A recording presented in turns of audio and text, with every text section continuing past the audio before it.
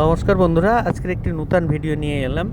যে ভিডিওতে দেখানোর চেষ্টা করলাম পূর্ব মেদিনীপুরে আবার বড় ধামাকা, বড় প্রজেক্টে সিএসএ অ্যাকোয়ার মেডিসিন, বড় প্রজেক্টে কিভাবে চাষ করতে হয়, বড় প্রজেক্টে কিভাবে চাষিকে লাভবান করতে হয়, বড় প্রজেক্ট কিভাবে চাষিদের সুবিধা করে দেওয়া যায়, কিভাবে অল্প খরচে চাষ করা যায়, কিভাবে অতিরিক্ত মাত্রায় খাদ্য তৈরি করা যায় এর থেকে, তার বিভিন্ন টিপস পেতে কিংবা তার বিভিন্ন পরিসংখ্যান পেতে আজই যোগাযোগ করুন সিএসএ অ্যাকোয়ার সঙ্গে।